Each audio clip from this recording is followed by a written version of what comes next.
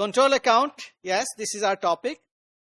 And you remember in the previous module, we discussed a practice question in which our focus was on debtors control account and the list that we extracted from the debtors ledger or the receivable ledger. In this module, we will discuss the creditors ledger control account to be reconciled with the list extracted from the purchase ledger or the creditors ledger or the payable ledgers. So please be attentive in this module as well, and I am very much confident that you are learning well on this topic, control account. So the practice question is that Babar Shafi prepared the following payable ledger reconciliation statement on 30th June 2000X9. So this is payable ledger reconciliation. The balance on purchase ledger control account, okay, is credit 46,865. And the other thing is that payment entered twice in purchase ledger control account, now given credit effect. We know very well that whenever we make payment to the creditor account is debited, okay? Creditor account is debited and cash account is credited. So what we did, we debited the creditor 2 times, okay? So now 1 time it needs to be credited, so we put this as a credit, okay? Well, and then purchase daybook overcast 900.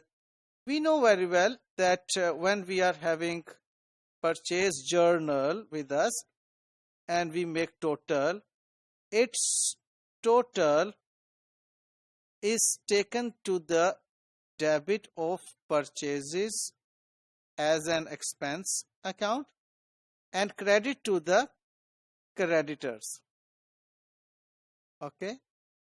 So what happened that it was overcast. So more amount was taken in the credit of the creditor's account. How much was that? 900. So needs to be debited there. So it is also correct. And the thing is that the total of the list is 4653. Okay. Okay, we accepted that it is correct total because made by Mr. Babar Shafi, who is an expert accountant, and he has prepared correctly this payable ledger reconciliation statement. So it is correct. But the thing is that we have to prepare it in our own way, like, because what is the question? Which balance should be reported in the balance sheet? We know that balance sheet is prepared with the help of trial balance, and trial balance is extracted from the main ledger, and main ledger contains the control account. Okay, so we must amend our control account just to give ourselves a confidence that correct reconciliation is made. Okay, so let's see how this control account will appear. So this is the creditor's control account. Okay, control account for accounts payable, you can say. Okay, so the opening balance 46,865 is appearing in the credit side. We have reopened it. Now see, payment entered twice means 2 times we have taken in the debit of the control account. So 1 time we need this to be appear in the credit. So 1 time it will be credited in the control account to do this amendment, or in order to amend this balance. And then purchase day book overcast. We know very well whenever the book of original entry is overcast, its effect is given to the control account. So we should amend our control account with this 900 debit. Overcast means more amount was placed in the credit side of the control account, Now we have to debit this control account with 900. Just see. Debit 900, purchase day book, overcast. After doing this, we will make total of this side, which is heavier, subtract 900, and we will get this carry forward balance, which is our liability. So this is the amount, this is the answer. This is the amount which will appear in our balance sheet.